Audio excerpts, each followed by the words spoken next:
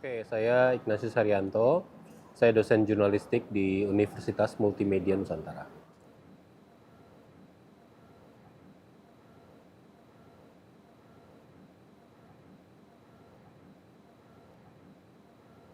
Oke, waktu saya SMA, saya itu kebetulan mengelola ada buletin gereja begitu ya, itu bersama dengan anak muda gitu. Dan saya menyukai kegiatan itu karena menurut saya media ini bisa membuat keakraban di antar para anggota begitu ya. Nah dari situ lalu kemudian saya tertarik dengan dunia jurnalistik. Tapi pada saat yang lain kebetulan senior saya di SMA, jadi mereka yang sudah pada kuliah pada waktu itu kemudian datang ke SMA saya. Dia itu bercerita tentang jurusan-jurusan yang ada dalam perkuliahan.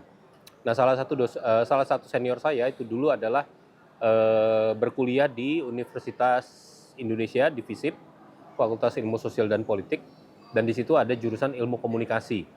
Nah, dia membawa ada satu koran mahasiswa pada waktu itu yang kemudian saya lihat-lihat, terus saya pikir-pikir bahwa kayaknya jadi jurnalis tuh enak ya. Tulisan kita dibaca orang, kita bisa ketemu banyak orang, kita bisa pergi ke banyak tempat begitu ya. Saya pikir kayaknya saya pengen ini deh. Nah itulah lalu kemudian saya ngambil sekolah komunikasi dan kebetulan akhirnya saya bisa dapat di UI ya. Nah setelah saya lulus kemudian tidak lama setelah itu saya memang kebetulan diterima menjadi jurnalis di majalah namanya Forum Keadilan ya. Itu bagian dari majalah Tempo. Saya masuk tahun 94. Kemudian saya sempat berpindah beberapa media, tapi semuanya itu adalah majalah berita. Setelah dari Forum Keadilan, saya bergabung dengan majalah namanya D dan R, Detektif dan Romantika pada waktu itu namanya, tetapi berubah nama menjadi Demokrasi dan Reformasi. Terus tahun 2001 saya bergabung dengan majalah Tempo sampai tahun 2003, begitu.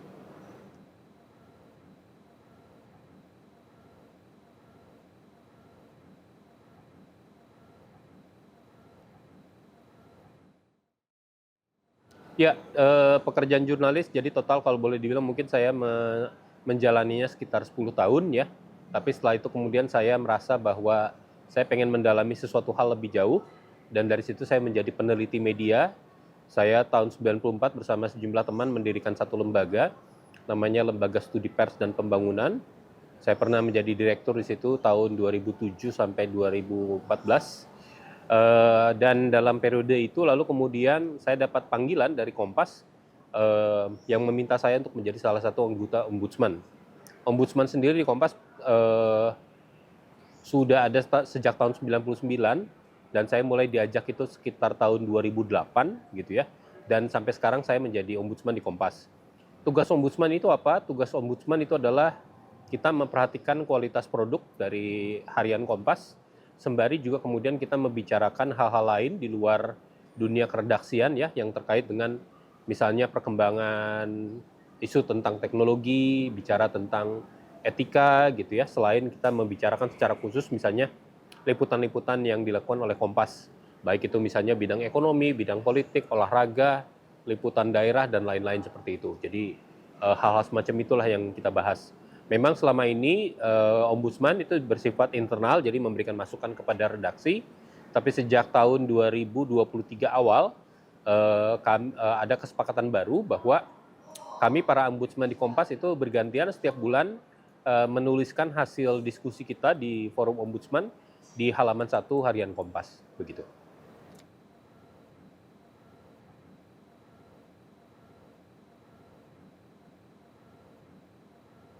Suka duka. Suka dukanya banyak dan terus terang kalau ditanya sampai sekarang saya itu masih kangen dengan dunia jurnalistik. Karena menurut saya itu dunia yang mengasihkan, dunia yang dinamis ya. Kita berkejaran dengan waktu, kita berkejaran dengan satu isu tertentu, kita harus mengejar narasumber tertentu gitu ya. Dan itu kadang-kadang butuh ke apa ya?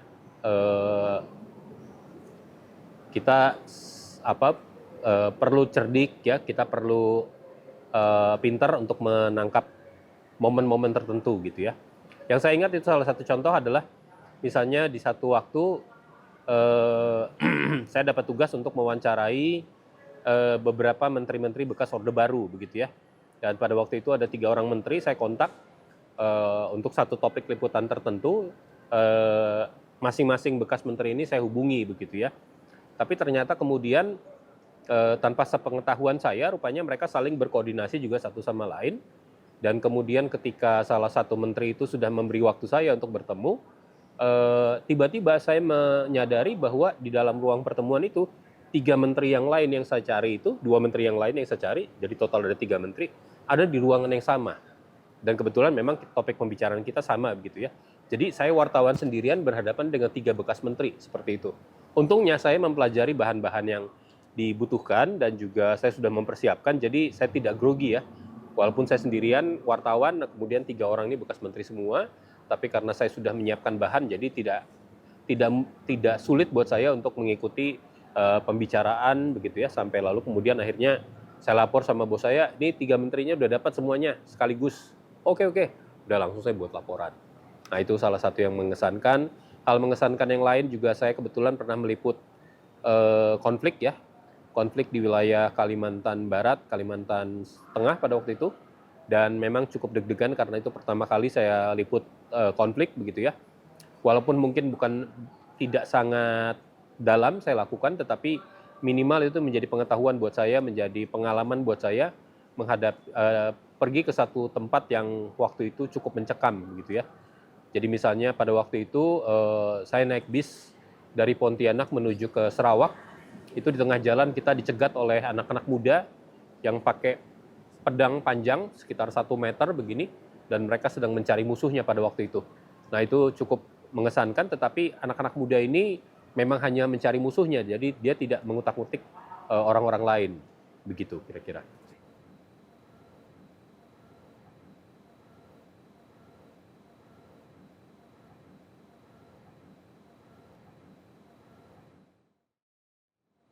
Yang mencengangkan. Ya kebetulan, jadi pada saat bulan Mei tahun 98, saya kebetulan tidak sedang bergabung dalam media tertentu. Tapi pada waktu itu, Mei 98 itu ada banyak sekali media-media asing datang ke Jakarta. Nah lalu kemudian ada teman mengatakan, ini ada satu TV Belanda, dia butuh ada istilahnya tuh stringer gitu ya. Jadi orang yang memandu mereka untuk mencari narasumber dan juga mencari bahan-bahan informasi yang lain. Nah, dengan kesempatan itu kemudian saya jadi bisa punya kesempatan untuk melihat bagaimana situasi Mei 98 ketika pada waktu itu terjadi kerusuhan ya di Jakarta Kota, lalu kemudian kita pergi ke daerah Glodok dan lain-lain seperti itu, dan kita melihat ada banyak tempat yang habis dibakar ya massa pada waktu itu. Kemudian kita masuk ke daerah-daerah pedalaman seperti itu, kita lihat ada banyak jalan yang ditutup dengan portal, dengan kawat berduri dan lain-lain. Situasinya sangat mencekam. Dan sampai kemudian akhirnya dalam rangkaian itu saya juga merasakan kemudian akhirnya ketika mahasiswa menduduki gedung DPR selama 3 hari pada waktu itu, dan saya datang di 2 hari pada waktu itu, dan melihat juga bagaimana ketika para mahasiswa itu bersorak-sorai ketika akhirnya Soeharto diumumkan mengundurkan diri begitu ya. Jadi saya pernah menjadi ya kalau mau dibilang saksi sejarah ya dari peristiwa Mei 98 seperti itu, bagaimana proses reformasi terjadi dan lain-lain.